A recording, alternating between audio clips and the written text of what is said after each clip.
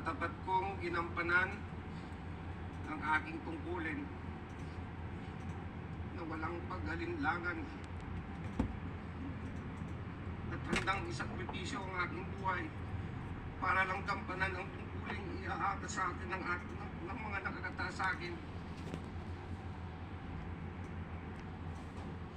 Nais ko pong ipaalam sa kumiting ito na may mga lumapit na po sa akin na mga mataas na opisyal at ma-influensyang tao at ipilit akong pinalalagda sa act ng isang preparadong sinumpaang salaysay para idiin at idawit ang mga dating opisyal ng PNP at para mailayo ang isyu sa mga totoong tao na nag-utos sa akin para gawin ang masabi ko na ngayon at mali at mapanlin lang na kautusan. Ako po ngayon ay voluntaryong magbibigay ng aking nalalaman at ilalahad ang aking naging partisipasyon sa isang pangyayari sa aking pagkakaalam ay bahagi ng aking tungkulin bilang isang tagasugpo ng salot ng ating lipunan, ang iligal na droga.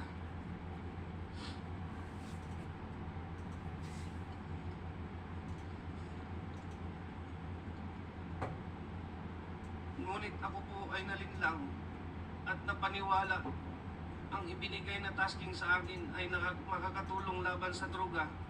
Subalit ito pala ay ginamit sa kasangkapan para sa pansariling interes at masamang layunin. Ang paghahayag kong ito ay maglalagay sa panganib hindi lamang sa aking buhay, kundi kasama din ang aking pamilya. Subalit ako ay may tungkulin na iwasto ang aking naging pagkukulang dahil ako ay nalinlang, kaya't panindigan at haharapin ko kung anuman ang kahantungan ng aking paglalahad ng katotohanan kahit ito ay maging katumpas ng aking buhay. Sana po sa aking paglabas at pagsabi ng totoo ay maibsan ang hinagpis at mabigyan ng hustisya si Atty. Wesley Parayuga at linisin ang pangalan ng mga taong idinawit lamang dito at panagutin ng tunay na may kasalanan. Sa pamuli, taos-puso po akong humingi ng patawad sa mga taong naapektuhan ng pangyayaring ito, lalong-lalo na po sa pamilya Parayuga na naulila dahil sa maling gawa at panlilinlang ng taong may kinalaman nito. Mr. Chair, may I read my affidavit? Go ahead. Sige, sige. Ako po si Police Lieutenant Colonel Santi Mendoza, nasa tawang edad, isang Pilipino, nagtatrabaho sa PNP Drug Enforcement Group Headquarters, Camp Brigadier General Rafael T. Crami, Quezon City. Matapos manumpa alinsunod sa batas ay nagsasaad ng mga sumusunod. Ako ay aktibong miyembro ng Philippine National Police na may ranggong Police Lieutenant Colonel. Ako ay kasalukuyang naka-assign sa PNP Drug Enforcement Group Headquarters noong 2019. Ako ay isang police major at naka-assign sa Philippine National Police National Headquarters for the Deputy Chief PNP Administration. Noong Oktubre 2019, nakatanggap ako ng tawag mula kay Police Colonel Edilberto Leonardo na nagpapabatid sa akin na mayroon siyang espesyal na proyekto na may kinalaman sa isang high value individual sangkot sa mga iligal na aktibidad ng droga. Humiling si Colonel Leonardo ng aking tulong sa pagsasagawa ng operasyong ito noong panahong iyon.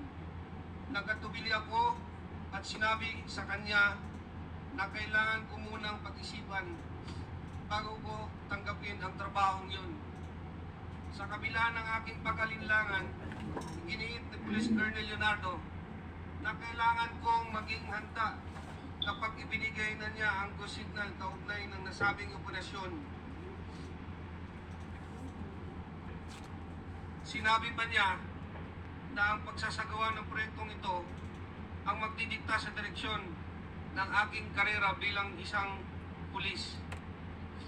Noong Pebrero 2020, muling nag-follow up si Police Colonel Leonardo at nagbigay ng karagdagang detalye kabilang ang pangalan ng target na kanyang tinutukoy bilang isang Wesley Barayuga, na nalaman ko siya ay kalihim ng Philippine Charity Sweepstakes Office noong panahong iyon. Binigyan din niya ako ng sinopsis na naglalarawan sa umanang pagkakasangkot nito sa iligal na droga. Matapos matanggap ang impormasyon, sinabi ko kay Sir Leonardo na dahil isang opisyal ng gobyerno ang target, mahalaga na magsagawa ko ng sarili kong verifikasyon. Ngunit sinabi niya na hindi natin na kailangan dahil ang utos ay mula kay GM Garma, dating Colonel Rowena Garma, na may personal na kaalaman tungkol sa mga iligal na aktibidad ng droga ni Wesley Barayuga. Sa kabila ng aking pag-aalinlangan na tanggapin ang utos na ito, sa kadahilanang isang opisyal ng gobyerno ang aming target, ako ay napilitan na lang na sumang-ayon at sumunod dahil ang utos ay mula sa nakakataas na opisyal at upperclassman ko na si Colonel Leonardo, at ang utos ay galing mismo sa isang opisyal ng gabinete ni Ma'am Rowena Garma. Sa personal na aspeto, nag-aalala ko ano ang maaaring mangyari sa aking karera bilang isang pulis at higit sa lahat sa aking buhay, pamilya, kung tatanggapin ko at tatanggi ako, usundin ang utos. Matapos tanggapin ang assignment, pinasimulan ko ang paghahanda para sa proyekto, kabilang ang pag-recruit ng isang angkop na tao para isagawa. Kinausap ko si Nelson Mariano na kilala kong may network kaugnay sa ganitong klaseng operasyon dahil siya ang aking dating informant sa mga personalidad ng droga at binigyan ko siya ng paunang detalye ng proyekto. Gayunpaman, bago maisakatuparan ang anumang aksyon, dumating ang COVID-19 pandemic na nagresulta ng pagpapatupad ng mahigpit na lockdown sa National Capital Region na nagpahirap upang maipagpatuloy ang operasyon noong panahong iyon. Sarado ang mga tanggapan ng gobyerno at limitado ang galaw ng mga tao, kaya mahirap masubaybayan o masundan ang target.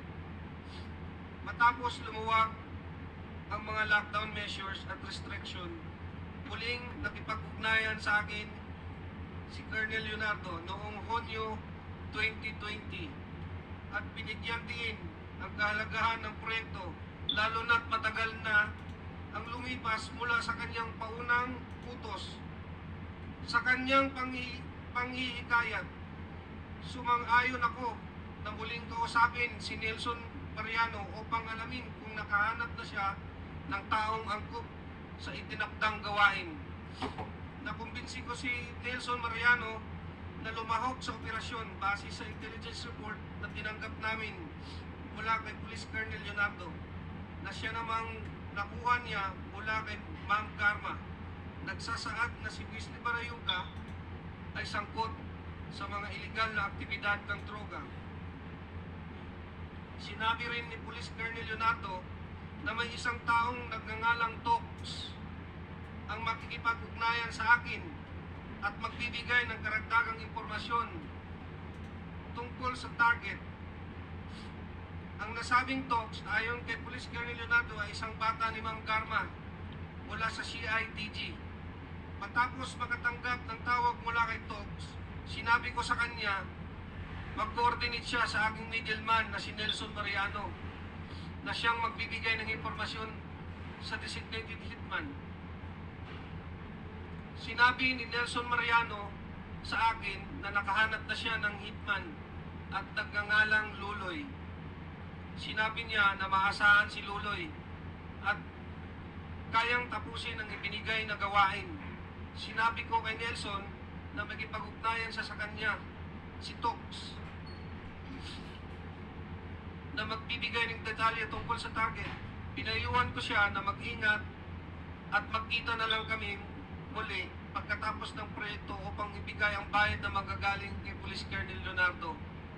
Noong Hulyo 30, 2020, muling tumawag si Colonel Leonardo at ipinaalam sa akin na ang target na si Wesley Barayuga ay nasa PCSO at maaari na naming isagawa ang operasyon.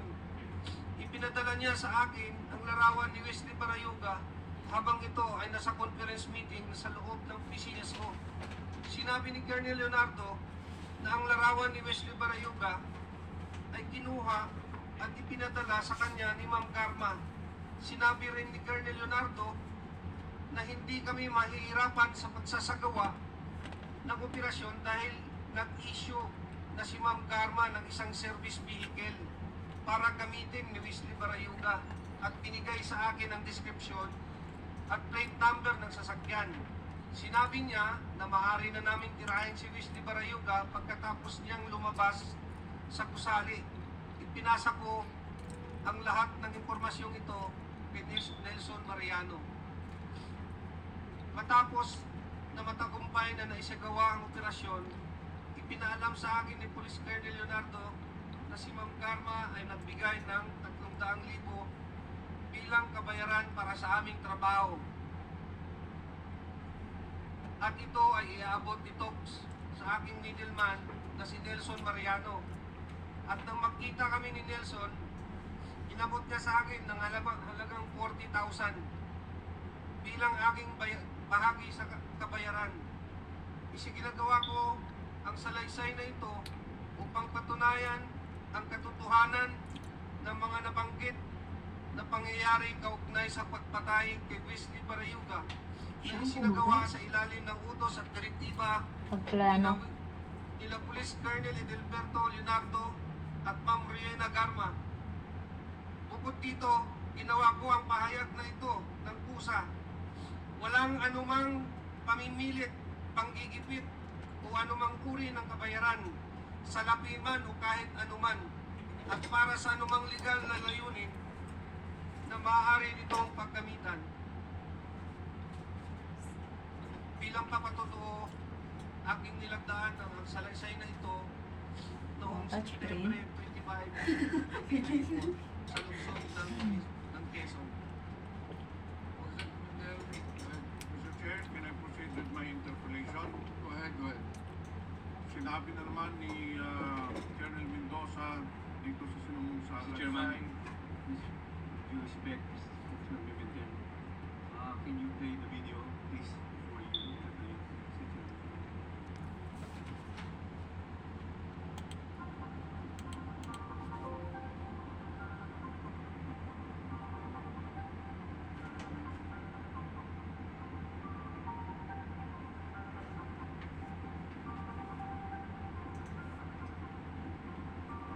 Colonel Santi, ito ba yung sasalaysay mo? Ito ba yung sasalaysay mo? Nakita natin sa video. Opo, Your Honor. Thank you, Mr. Chairman. Mr. Chair, yung nakita po ninyong video ngayon, lalo na dun sa mga nandito, yun po ay pangyayari noong July 30, 2020, kung saan pinaslang si Atty. Wesley Barayuga. Mamaya, ikukwento ko po sa inyo or establish po natin or base sa salaysay niya para masigurado natin sino ang nagpapatay, binanggit na kanina ni Colonel Mendoza, at ang pinaka-importante sa lahat, klaklaruin po natin kung bakit pinapatay ni Colonel Garma si Attorney Wesley Pariuga. So kung mararapatin mo lang, Colonel Mendoza, para mas maliwanagan talaga ang lahat, isa-isahin po natin yung sinumpang salaysay mo. Sinabi mo sa paragraph 2 noong October 2019, nakatanggap ka ng tawag kay Police Colonel Edelberto Leonardo. Bakit kilala mo itong si Colonel Leonardo? Kasi po dati po akong Regional Drug Enforcement Unit ng NCRPO sa panahon po ni former Chief PNP Camilo Cascolan, sir. So na-assign ka sa kanya? Sa Opo. under At sa... lahat po ng RDEO chief before may contact po sa amin. So kilala mo personal itong si Colonel Leonardo. Opo. Nandito po ba si Colonel Leonardo sa kwartong ito? Pwede mo bang ituro? Saan dito si Colonel, Police Colonel Huberto Leonardo? Opo. Pwede mo Katabi po ituro? ni Sir Patay. So Mr. Chair, the resource person, Makita yung mga ituro mo si Leonardo. Mr. Chair, clearly the resource person has identified Police Colonel Leonardo in accordance with his affidavit. Nung tumawag sa iyo si Colonel Leonardo noong October 2019, anong sinabi sa iyo? Ayun nga po, sabi niya may pakiusap siya kung pwede tulungan ko raw siya sa isang project na to kasi high value target daw po. Ang Pero sinabi wala. niya sa iyo, nagpapatulong siya para sa isang malaking operasyon, sa isang high value target. Opo. Sa pagkakaintindi mo, nung sinabi sa iyo na pinakiusapan ka, ano ba ang ibig sabihin ng operasyon?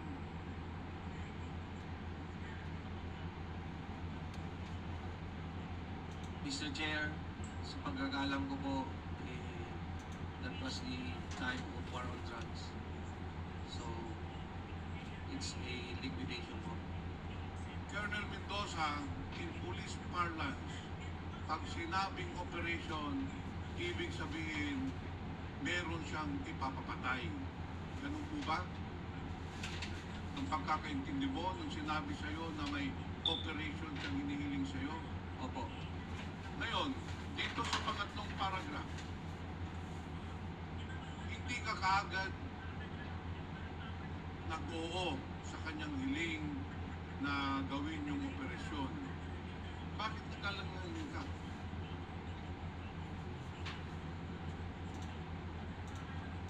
Sir, wala na po ako sa RDU kasi nun, sir. So hindi ko muna sumagot kay Colonel Leonardo na gagawin mo. Pero noong Pebrero 2020, tumawag na naman si Colonel Leonardo sa iyo at nagbigay na ng karagdagang detalye. Anong detalye yun? Sir,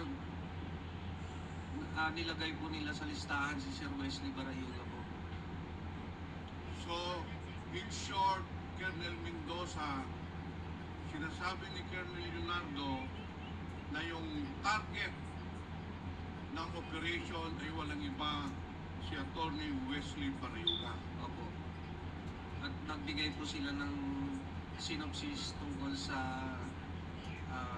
activity ni Sir Wesley Barayuga daw sa Pero that is very clear, Mr. Chair, na fabricated yon para maniwala ka. Kilala mo ba yung Wesley Barayuga? anong time na yun po, hindi pa po. Nung February 2020 po, hindi ko siya, naririnig ko siya sa sir, kasi secretary siya ng sir, ng PCS ko, sir. Mr. Chair, yung binabanggit po ni Colonel Mendoza sa pag-uutos ni Colonel Leonardo, si Atty. Wesley Barayuga po, for the information of everyone, is a retired police general, BMA Matikas Class 83. He was the corporate board secretary of PCSO. He assumed his position on January 24, 2018 until his death on July 30, 2020. Nagpag-abot po sila ni Colonel Garma. Si Colonel Garma naman po ay July 15, 2019 na talaga sa PCSO hanggang June of 2022. Balikan po natin yung sinapang salaysay mo. Matapos ma-identify ni Colonel Leonardo na ang target ay si Wesley Barayuga, sinabi mo sa kanya na gagawa, tinanggap mo na yung assignment, hindi ba? Yung pagtawag sa iyo, tinanggap mo na yung assignment na operatan, papatayin si Atty. Barayuga. Ngayon, anong sinagot mo sa kanya? Hindi ba sinabi mo sa Yes, sir kanya, na lang po. hindi ba sinabi mo sa kanya na, Sir, magsa-surveillance ako, i-verify ko muna kung sino yung target, hindi po ba? Opo. Okay. Kasi nga po, government... Dahil hindi mo kilala yung Wesley Barayuga. Opo. Kaya sinabi mo kay Colonel Leonardo, Colonel, gagawa ko ng sarili kong investigasyon. Pero ang sagot sa iyo ni Colonel Leonardo, ang sinabi sa iyo, hindi mo na kailangan mag-verify o mag-imbestiga dahil bibigyan ka na lang ng profile at saka mga information ni ni General Manager Garma dahil siya ang nag-utos na ipapatay si si General Barayuga. Hindi po ba? Opo. Okay. Dito tayo sa paragraph 8. So, inutusan ka na ni Colonel Leonardo na patayin si Wesley Barayuga. Tinanggap mo na yung assignment. At kung tanggapin mo ang assignment, sinabihan ka na ni Colonel Leonardo na maganda ka na para sa ating proyekto. Anong ginawa mong paghahanda? Sir, nag-recruit po ako ng angkop na tao para po sa trabahong inaatas niya sa akin, sir. Para ma-comply ko po sa kanya. In short, Mr. Chair, si Colonel Mendoza naghanap na ng tao na gagawa ng pagpatay, pagpaslang kay General Barayuga. Hindi ba, Colonel Mendoza? Yes, Sir Honor. At sino pong nahanap mo na makakatulong na gawin yung pagpaslang kay General Barayuga? Your Honor, ang nakita ko po si Nelson Mariano po. Ipakituro nga dito, Mr. Chair, Colonel Mendoza, sino si Nelson Mariano? Ayang katabi mo. Ito po si Nelson Mariano. Anong sinabi mo kay Nelson Mariano? Ang sabi ko sa kanya na maghanap siya ng angkop na tao para sa trabaho ko, Your Honor. In short, sinabihan mo si Mr. Nelson Mariano maghanap na ng hitman. Opo. Maghanap na ng hitman na siya ang papatay kay General Barayuga. Hindi po ba? Opo, Your Honor. Bakit mo kilala itong si Nelson Mariano?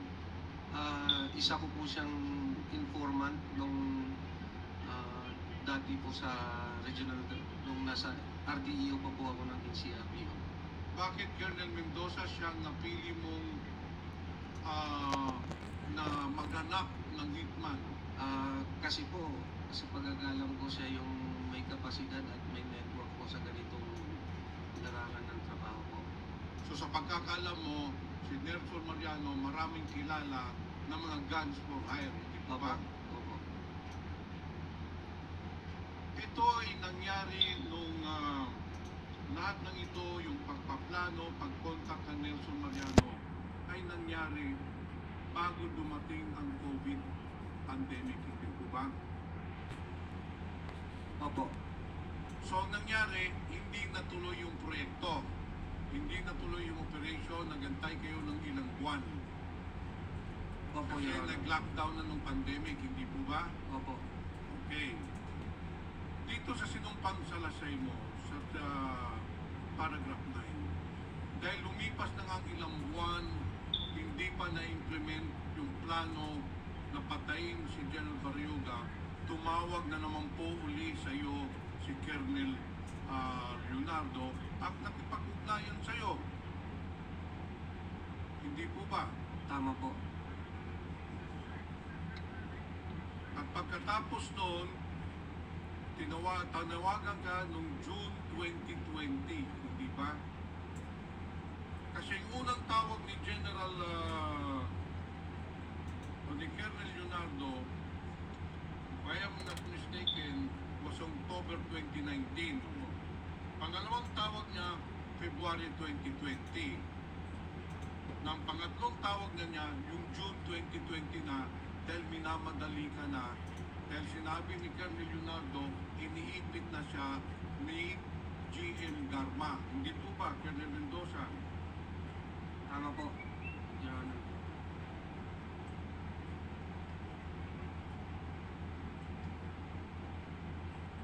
Ngayon, nung nakontak mo na si Colonel Nelson Mariano, tumawag uli sa iyo si Colonel Leonardo at sinabihan ka na may isang taong nagngangalang Tox na tatawag sa iyo, hindi ba?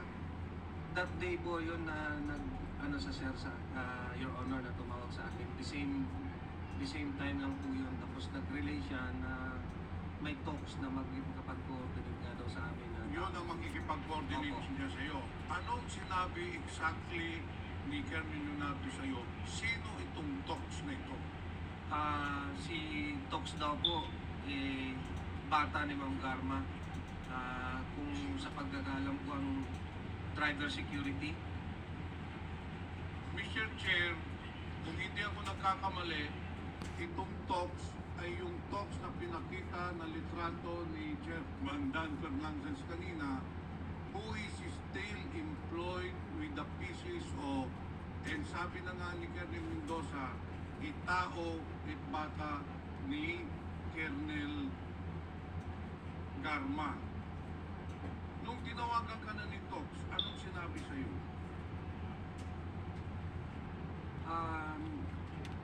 Bali sinabihan ko lang po siya na mag-coordinate siya kay Nelson Mariano po kasi siya po yung So nung tumawag sa isa Tox, sinabi mo si Nelson Mariano na lang ang kausapin.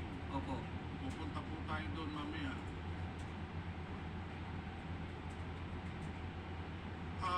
Nelson Mariano, nung nagkausap kayo ni Tox, anong pinag-usapan niyo? Magandang hapon po, Your Honor.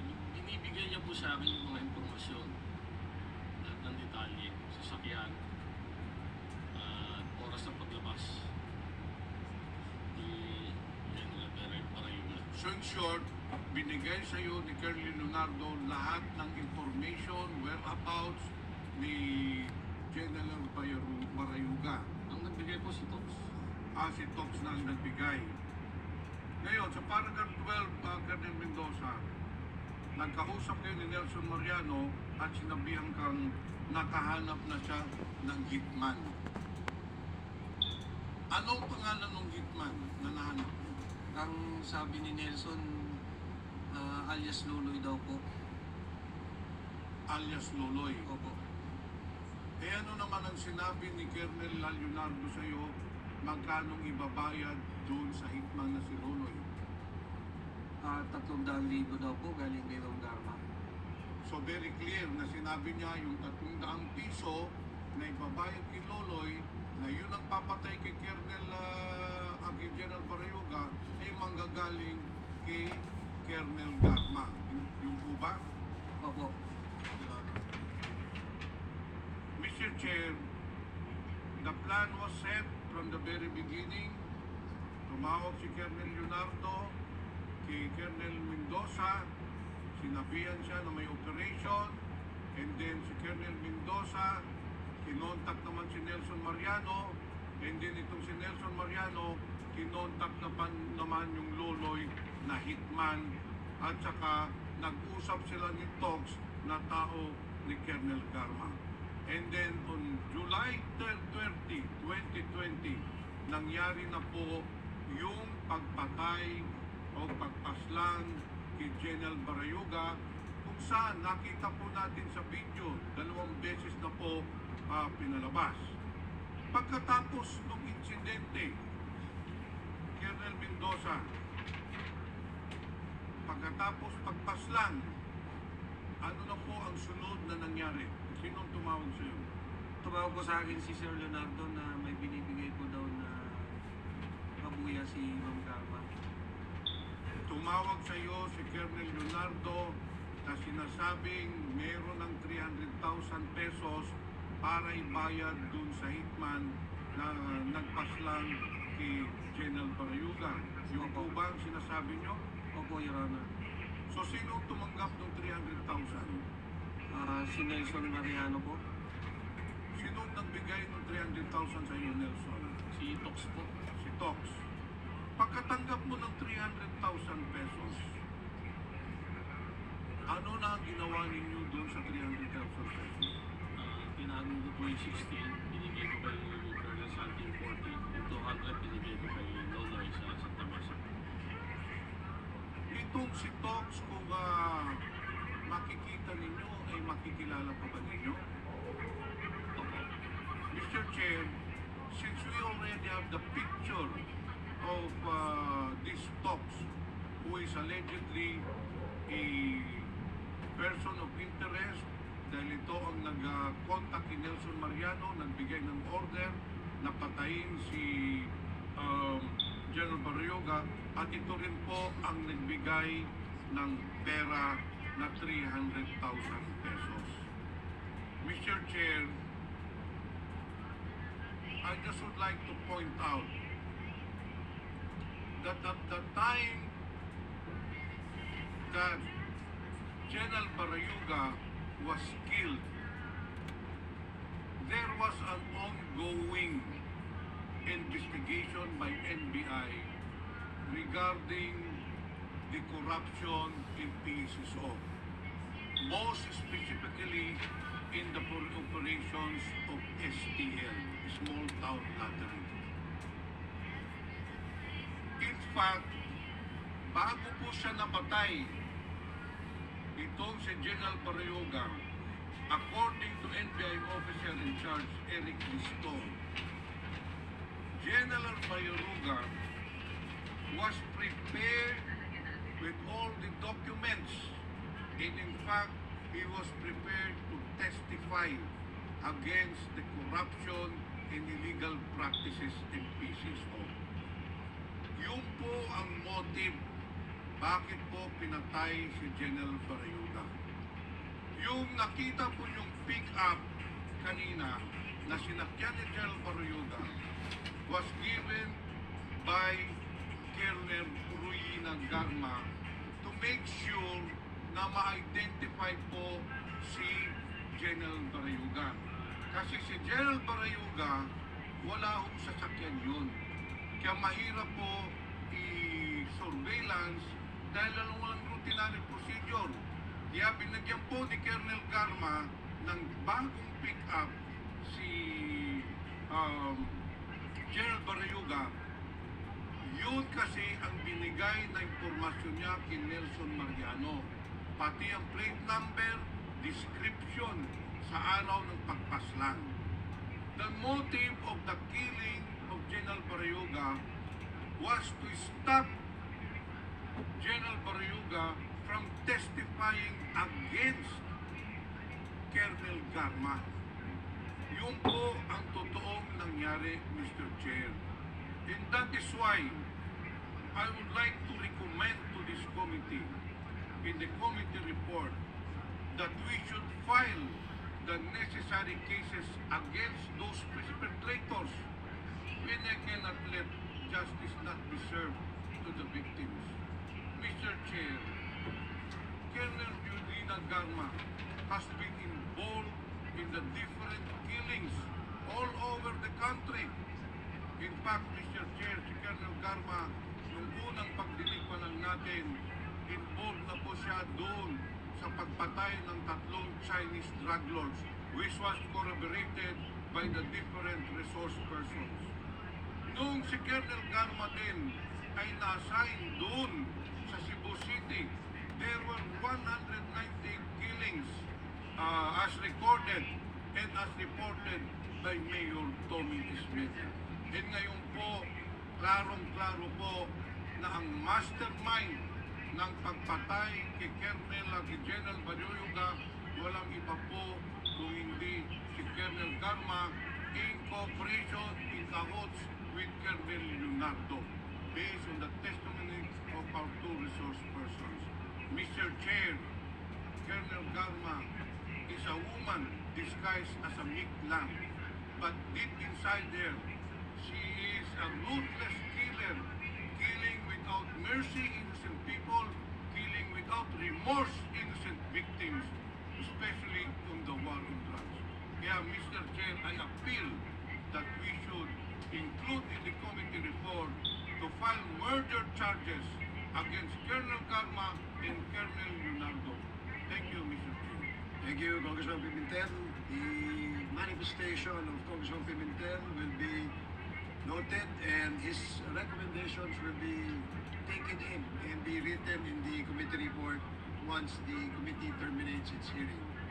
So the next interpellator is Congresswoman Jinky Luistro. You are recognized. You have 5 minutes. Thank you, Mr. Chair. My questions are directed to Lieutenant Colonel Santi Mendoza. Colonel Mendoza, habang nagsasalaysay po kayo kanina, napansin ko, umiiyak kayo at nanginginig ang katawan nyo. Can you please enlighten us? Why such a demeanor during the time that you were reading your opening statement? Your Honor, hindi ko maiwasan kasi tinuring ko silang mga hakaknas tapos at taas ng tingin ko sa kanila.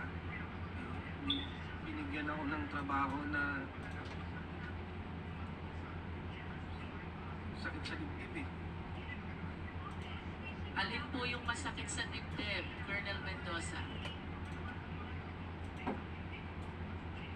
Binigyan po ako ng trabaho ng mga upper class ko na ikakasira ng buhay ko. And why do you believe na itong trabahong ito'y ikakasira ngayon ng buhay mo? Eh kasi po, pumatay kami ng inosente. Pumatay kayo ng inosente? And can you please state for the record, sino yung inosenteng tao na pinatay mo?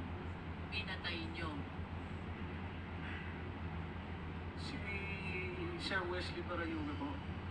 And when you use nyo, namin, kami, no? Sino ba yung mga taong tinutukoy mo? Sila Sir Leonardo na nagbuto sa amin. Aside from Colonel Leonardo, At si Ma'am Garma po. Colonel Garma, who else? Wala na po. Wala na po iba. Ikaw ba, Colonel Mendoza, ay may asawa? Meron po. Meron ka bang anak? Meron po isa. Ilang taon na po yung anak niyo? 14 years old po. 14 years old. Ilang taon na po ba kayong nasa serbisyo? 22 years na po.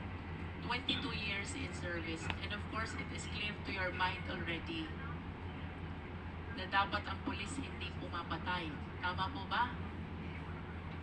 That is the general rule. Ang pulis hindi dapat pumapatay because due process must be served. Tama? Opo, Your Honor. As a matter of fact, in our country, death sentence is even suspended. So, ibig sabihin, kahit convicted criminal, kahit punishable by death, because of the law suspending the death sentence, hindi rin tayo pwedeng pumatay, no matter how guilty the criminal is. Tama ba? Opo, Your Honor. But of course, you understand also, Colonel Mendoza, may mga circumstances kung kailan ang pagpatay ng pulis ay warranted at legal. Can you please tell us, what are these instances? During legitimate operation po, at the police officer is in danger, the life of the police officer serving the police operation is in danger. I wish to invite your attention to paragraph 7 of your affidavit. Ang sabi niyo po dito, Colonel Mendoza, napilitan kayo isagawa yung proyekto for 2 reasons. 1, opisyal na nag-uutos. Opo. Pangalawa, natatakot kayo para sa kaligtasan ninyo at ng pamilya ninyo. Do you confirm this?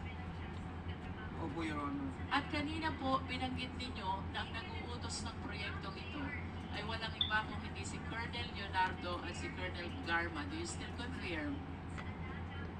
Opo, Your Honor. Ano po ang pagkakakilala ninyo kay Colonel Leonardo? Bakit kayo natatakot sa kanya? Siyempre po siya yung panahon na ng former president po natin na isa sa pinakamalakas. When you say pinakamalakas, panahon ng former president, anong ibig sabihin mo, Colonel Mendoza? Nakakabulong po at nagkakatotoo. Nakakabulong, nagkakatotoo. Pwede mo ba kami kwentuhan? Ano itong pagkakataong nakabulong at nagkatotoo ang mga sinabi ni Colonel Mendoza sa former president? Ni Colonel Leonardo po. Colonel Leonardo. I cannot elaborate more, Your Honor, pero common knowledge po yan sa aming mga operatiba na pag sinabi mong Colonel Leonardo at Ma'am Rowena Garma, nasa gilid po yan ng former president. So you will agree with me if I would say si Colonel Leonardo malakas sa former president. Yes po.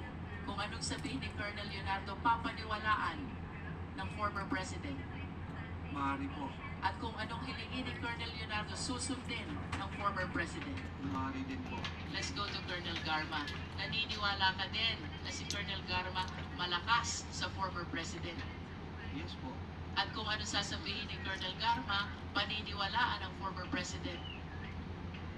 Yes, yeah. At kung anong hihilingin ni Colonel Garma sa former president, susundin din ng former president. Tama ba? Maaari din po. That's Yes, how po. you understand the influence of these people to the former president. Kaya, takot ka na suwayin si Colonel Leonardo at si Colonel Garma. Tama ba? Yes, Your Honor. At dahil sa lakas ng impluensya nila sa presidente, pwedeng mawala ka sa serbisyo. Tama? Yes, Your Honor. Pwede ka rin mamatay. Tama? Lalo. Ha? Yes, Your Honor. Pwede ka rin makulong. Tama? Opo. Puntahan natin yung pangalawang dahilan. Bakit napilitan kang sumunod sa proyektong ito? You said, natatakot ka para sa sarili mo at sa mga pamilya mo. Ano yung mga pangyayari na naging dahilan kung bakit nagkaroon ka ng takot para sa kaligtasan mo at kaligtasan ng pamilya mo?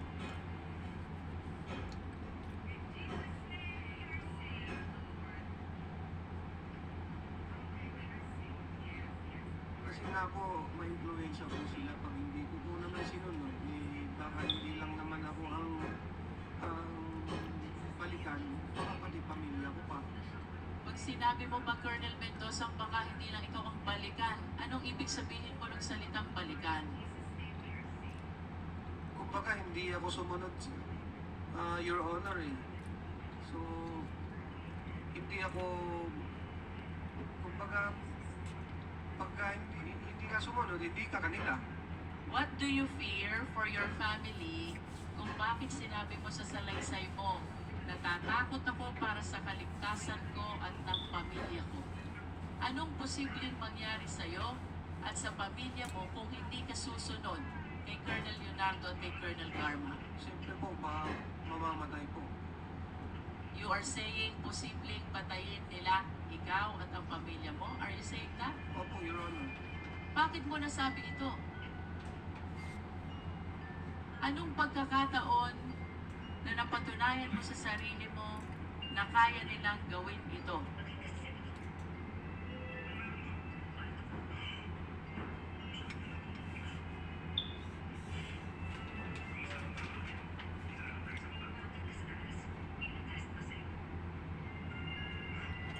Your Honor, marami na kasing umugong eh.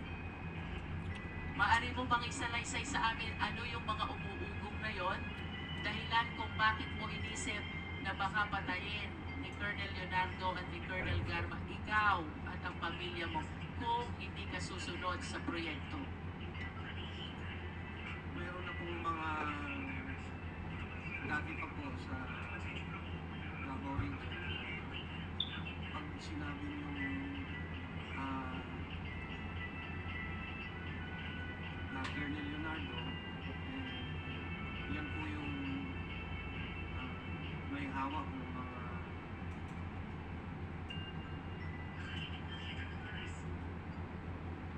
May hawak ng ano, Colonel?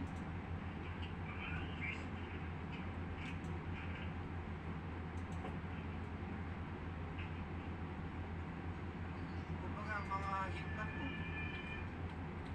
Colonel Leonardo, may hawak ng mga hitman. Is that what you're saying?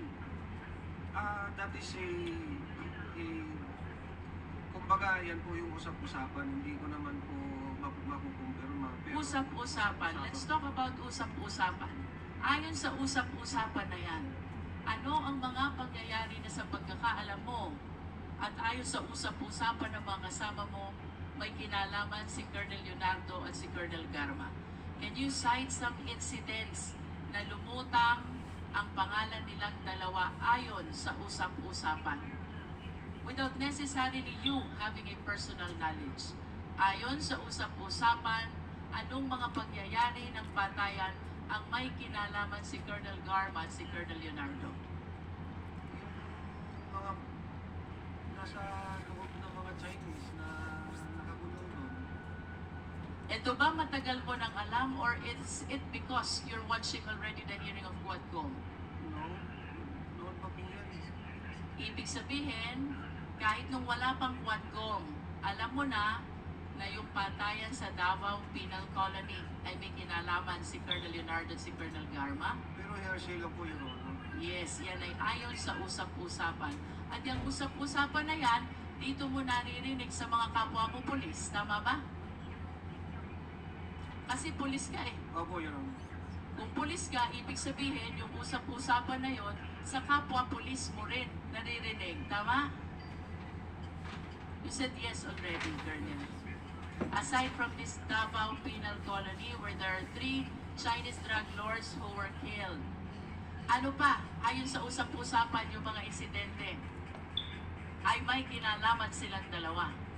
Wala na po akong maalala, Your Honor. Wala ka nang maalaala. Wala na po. You remember about the allegation of Mayor Tommy Osmeña of Cebu. Ngayon na lang po yan nalaman kasi nanonood po ako ng national. So it is because of the killing incident in Davao Peloni, kaya natakot ka para sa kaligtasan mo at ng iyong mga pamilya. Tama ba yun? Opo, Your Honor. At ito rin ang dahilan kung bakit sa kabila ng alam mo na bawal ang pagpatay, no matter how guilty the person is, pumayag ka na isagawa ang nasabing proyekto. Tama ba? Opo, Your Honor. In your affidavit, specifically paragraph 5, you also mentioned na gusto mo munang beripikahin ang impormasyon tungkol sa pagkakasangkot ni Wesley Barayuga sa drug operation. Kaugnay ng impormasyon ay binigay sa iyo ni Colonel Leonardo. Bakit mo hiniling kay Colonel Leonardo na beripikahin muna ang impormasyon na ito? Kasi po, government employee po yung target, normal po yun na magkanda ka ng sarili mong investigation muna. At kapag hindi government employee ang target, wala bang verification na mangyayari? Meron naman po. Meron din po. So why do you want to make your own verification? Ikaw ba at that particular time ay nagdududa sa sinasabi ni Colonel Leonardo? Yes po. Bakit ka nagdududa? Kasi yung target bakit nasa loob ng PCSO eh. He is not only inside the PCSO, he is the board secretary of PCSO. And during that time, may naririnig ka ba na nagagalit o kinasasangkotang gulo ni Wesley Barayuga? Wala naman po. And what were you thinking? Nung sinabi sa ni Colonel Leonardo, huwag nang beripikahin, bibigyan ka na lamang ng profile ni Colonel Garma. Yun nga po, nag-aalinlangan. Kaya lang, wala tayong magawa. Wala po akong kundi sundin. Kahit nag-aalinlangan ka, kung totoong sangkot sa droga si Wesley Barayuga, itinuloy mo dahil natatakot ka sa opisyal mo. Tama? At natatakot ka para sa kaligtasan mo at ng pamilya mo. Tama? Opo, Your Honor. At kaya ka natatakot sa mga opisyal mo ay dahil malalakas sila at maimpluwensya sa dating Pangulo. Tama? Opo. After some time, kinontak mo na itong si Nelson Mariano. At si Nelson Mariano ang humanap ng hitman. Do you confirm this? Opo, Your Honor. And after some time also, tinawagan ka ni Tox na di umano tao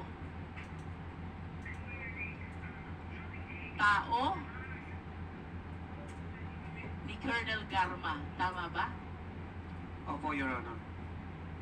At pagkatapos nitong pag-uusap ninyo ni Nelson Mariano, isinagawa na ng nasabing hitman ang naturang proyekto. Tama? Opo, Your Honor. At itong proyektong ito ay ang proyektong pagpatay kay Wesley Barayuga. Tama ba? Opo. And you also confirm that after this incident ay nakipagkita si Nelson Mariano kay Tox kaugnay ng 300,000 na ipinagkaloob sa inyo. Opo. Can you please state for the record again, paano hinati yung 300,000?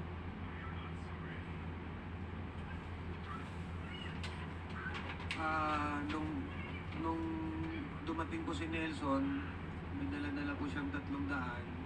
Binigyan niya ako ng 40. Binigay ko na sa kanya yung iba. Ang kumuha ng pera ay si Nelson po. Nelson. Pagkatapos niya kuhanin ang pera kay Tox, anong sunod na nangyari? Pumunta po siya sa akin. Pumunta sa'yo, Sabi niya, ito na po ang ano sir. Sabi ko, sige. Sabi niya, binigyan niya ako ng 40. and then, where did the rest of the 260,000 go? Nasa kanila po. Nasa kanila. Would you know kung paano nahati yung 260,000? Si We have 1 minute left, Congresswoman Si Jinky. Nelson na ang nakakaalam noon. Yes. Colonel Mendoza, I want to remind you, you have a career in the PNP. Tama? Yes, Your At Honor. kagaya na sinabi mo, ikaw ay 20 taon na o 22 taon na nasa serbisyo. Yes, Your Honor. And perhaps after some time, you will be enjoying your retirement in PNP. Tama ba? Yes, Your Honor. I am just curious.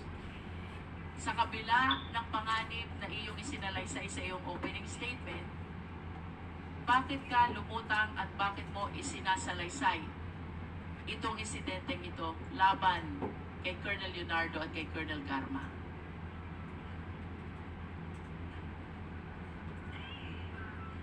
Bukod po sa bigat na konsensya na dinadala ko po, for 4 years, may mga instances po na may gusto pang idawit na ibang tao po kasi kaya Sinong gustong may idawit? yung kumalat po kasi ng mga text messages nung nakaraang linggo eh. Anong sabi sa text messages? Na hindi lang ako daw po yung gunman, ganun lang po. Hindi lang ikaw ang? Ako daw po yung gunman, tapos iba po yung hindi po klaro eh, kasi In other words, Colonel Mendoza, kaya mo ginagawa ito because after 4 years, gusto mong tanggalin yung bigat ng loob mo. Opo, Dahil hindi ka masamang tao opo, at hindi ka pumapatay sa taong walang laban. Tama? correct po. At napilitan ka lamang pumatay dahil sa takot mo sa mga opisyal na ito. Tama? Correct po. Nevertheless, I wish to manifest, Mr. Chair, Colonel Mendoza. In a theory of conspiracy, there are 3 types of principal. And in the story you narrated, you mentioned the name of Colonel Leonardo, Colonel Garma, Colonel Santi Mendoza, Nelson Mariano, Tox, and Loloy, the hitman. Under the theory of conspiracy, kahit hindi ikaw ang pumatay, you will still be liable for the same crime. This is the definition of conspiracy. That the act of one is the act of all. The crime of one is the crime of all. And the penalty of one is the penalty of all. And I wish to state for the record, Mr. Chair, that given these names who figured out in this killing incident against Wesley Barayuga, it appears to us that Colonel Leonardo and Colonel Garma participated as conspirators by inducement. Kung hindi po nila pinagplanuhan, inisip, inutos, at ipinagkaloob lahat ng mga kailangan, they will not be able to perpetrate this crime of murder. For Colonel Santi Mendoza and for Nelson Mariano, perhaps they did not participate in the killing incident. However, under the law, they are considered as principals by indispensable cooperation. Sapagkat sila ang nag-connect sa hitman. And without their indispensable cooperation of connecting this idea, this criminal intention to the perpetrators, there is no crime of murder. And for Loloy and the rest of the backup who appeared in the video, perhaps the one riding in the car and the one riding in the motorcycle na di umano'y bumak up sa pagpatay na ito, we can consider them as principal by direct participation. Sa kabila ng lahat ng ito, sa kabila ng posibilidad na madawit ang pangalan ni Colonel Santi Mendoza at kasama na si Nelson Mariano, they took the courage to speak before the Quadcom dahil gustong alisin ang bigat sa dibdib ng loob, particularly of Colonel Mendoza. Thank you, Mr. Chair. Thank you, Congresswoman Ministro. The next to interpolate is Congressman Keith Flores. You are recognized. You have 5 minutes. Please be reminded that today we have 2 topics that we will discuss. This is the EJK and then later on the POGO. We will continue our discussions and deliberations on the subject matter of POGO. So you have 5 minutes, Congressman Keith. Thank you, Mr. Chair. I only have a few questions, Mr. Chair, since most of the questions have already been asked by Congressman Pimentel and Congressman Legisto. Mr. Colonel Mendoza, were you in the same unit as Colonel Leonardo? Hindi po. Hindi. Were you under him in any of the units that you served sa PNP? Hindi po. Hindi. Pero ang question ko lang po is, kung hindi kayo naging tao ni Colonel Leonardo in any of the units that you served with, bakit ikaw tinawagan niya to do this particular job? Siguro po dahil I was the former head of the Regional Drug Enforcement Unit in Siam. Doon po kami nag-umpisang magkuntakan. Okay? Hindi naman because noted ka for doing jobs like this? Hindi naman? Hindi po. Hindi. So, out of the blue, tinawagan ka lang niya na ipagawa tong operation na to, sinasabi mo? Yun nga eh, kasi yun nga po Your Honor, kasi I was the security officer of the former Chief PNP, General Casculan, at during that time na hindi na po ako operatiba. Okay. So, ang sinabi mo kanina na in the PNP, alam mo na if operation ang sinasabi, I mean, ipapa-operate to sa'yo, it's equivalent to liquidation, sabi mo. Hindi naman po. Hindi naman. Hindi naman po. But you testified to that earlier, yan na-mention mo. During the time na kinontak niya ako, alam ko na po kung ano yung sadya niya. Alam mo, anong sadya ni Colonel Leonardo? Kasi po, iba yung tono eh.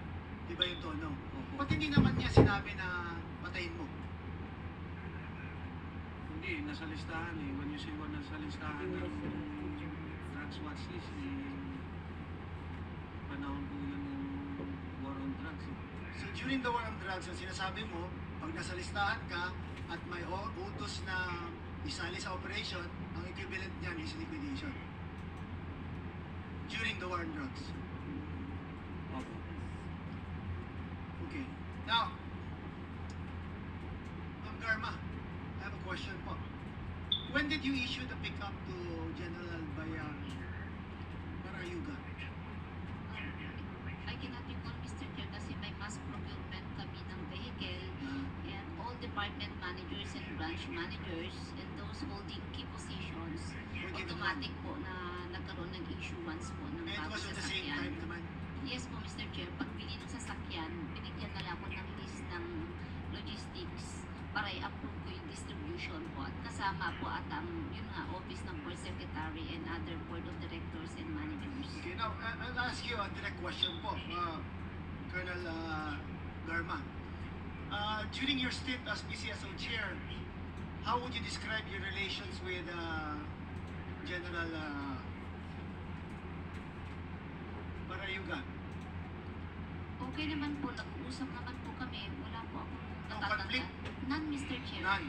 So you were not the subject of any of the investigations that were being conducted? No, Ano naman? Mr. Chair, I could recall, Mr. Chair, nung pag-upo ko, naalala niyo po na pinatigil ko lahat ng laro. That's where the President gave instruction na mag-conduct ng thorough investigation.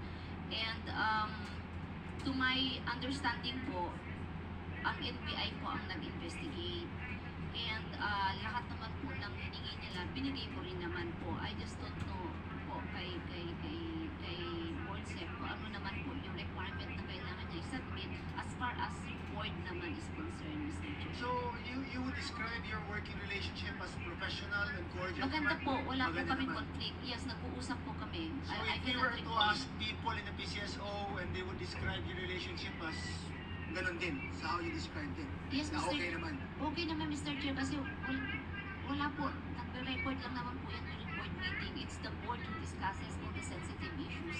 Him as the board of the, secretary, he just takes note. Okay, so wouldn't it be like, how would you siguro react, no, upon hearing the testimonies of Colonel Mendoza, that it was Colonel Leonardo who gave the instructions to Colonel Mendoza na galing daw sa'yo ang utos sa pagpa-litkit kay General Barayuga. Nagulat lang po ako, Mr. Nagulat Chair. lang. I didn't expect it po. So this is the first time you heard na you are being implicated in the death of General Barayuga. Yes, Mr. Chair. First time. Yes, Mr. Chair. You never heard about it before, kahit sa mga marites at chismis sa PNP. Hindi, Mr. Chair. Hindi. Okay. So you were never also investigated by any law enforcement agency as far as the death of General Barayuga was concerned? Wala po, Mr. Chair. No one asked you questions? Wala po akong maalala may nagtanong po. Okay. Now that you heard the testimony of Colonel Mendoza, na Colonel Leonardo supposedly directed him to do this operation on your behalf. Ano ang masasabi niyo kay Colonel Leonardo po? If it is true na siyang nagutos. Mr. Chair, hindi ko po alam yung sinasabi po niya. I cannot speculate, Mr. Chair. I'm not saying it's Mendoza. I'm saying that he was saying it was Leonardo. Kung totoo yun na si Leonardo, how would that make you feel po? No, Colonel Garma. I cannot speculate, Mr. Chair, because the statement of Colonel Mendoza will lead to a crime. And I do not want to make a statement that I'm not sure whether it is right or wrong for Isn't now, that Mr. precisely what makes it more interesting? That an active serviceman would put his career at risk and testify before this committee, admitting to some wrongdoings na at the behest of, or on your request in that of the instructions of Colonel Leonardo. Don't you find that parang odd at least? Mr. Chair, I do not know what he is thinking right now, Mr. Chair. And this is the first time. Iniisip nga po saan ko siya nakita or what. I cannot recall if I met him or what. But ngayon ko lang po narinig din ang name niya, Mr. Chair. Alright. Attorney Paquera, I'm sorry, I noticed that she's there. And she was your executive assistant, ma? Si Attorney Paquera? Yes, EA6 and designated as the Chief of Staff. Okay, so she was working with you at the PCSO while this General Bayuga was also there? Yes, Mr. Chair, nagpang-apat po. Attorney Paquera, to confirm the statement of Colonel Garma that the relations between Colonel Garma and General Barayuga were was okay at the time that they were both working? I believe so, Mr. Chair. That their relationship was professional and cordial naman? Yes po, Mr. Chair. And would you confirm also that when the pickups were given to the employees of the PCSO, it was given in mass to all of those department heads, sabay-sabay? I am not so sure anymore, Mr. Chair. So hindi mo alam yan? So Hindi the ko na po timeline. ma-recall po. But you can confirm that the pickup was given? Or was assigned to General Barayuga as corporate secretary? I cannot remember anymore, Mr. Chair, but I do remember that there was a procurement of vehicles. I just do not remember the distribution po of the vehicles. Okay, thank you, Attorney Paguera. Colonel Leonardo. Sir, you heard the testimony of Colonel Mendoza, Yes, Mr. Chair. identifying you as the person who ordered the death of General Barayuga, supposedly upon the instructions of Colonel Garma. Is that correct, sir? Hindi po totoo yun. Hindi totoo. So is there any reason may galit pa sa'yo si Colonel Mendoza? Actually, nakilala ko po yan. I think isang beses na kami nag- Isang beses lang. I know that he's an underclass po namin. Pero maliban doon, wala na po ako. Hindi ko na po siya. So no working kilala. relations with Colonel Mendoza? Wala po. Hindi mo naging tao before in your units? Hindi rin po. Hindi mo rin utusan to do something legitimate that he didn't do or something? Wala namang reason for him to be mad at you. Lalong hindi ko po siya pwede utusan dahil hindi ko nga po siya gaano kilala. Alam ko lang underclass po siya, Mr. Chair. So upon hearing his testimony, parang hindi ba parang nagulat ka ba or are you mad now na bakit ka dinadawit sa mga operasyong gano'n or on his statement hindi sa akin na ikaw yung may utos ng mga members ng PNP na malakas ka at na kung anong sinasabi mo is usually nangyayari naman and that they're afraid to go against you because you supposedly have the ear of the former president Rodrigo Roman Duterte. Is that correct? O chismis lang yan? Hindi po, malapit po ako sa term po na taga. Yung malapit naman talaga sa presidente.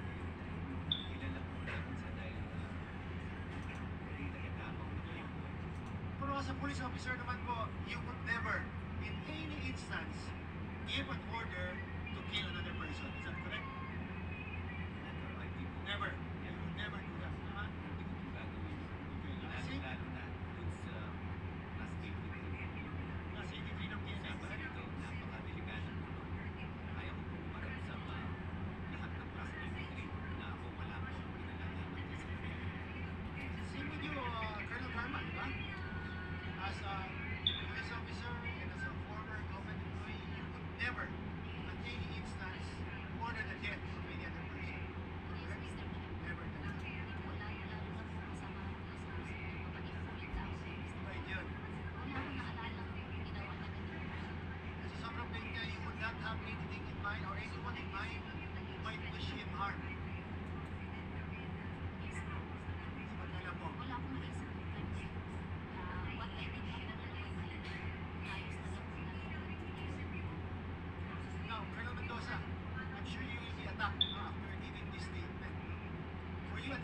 promised a promotion to testify before this committee?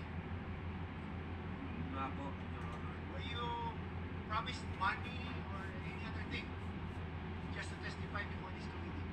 Wala. Tinakot ka ba ng mga chairman dito or any other member of the House? Hindi po.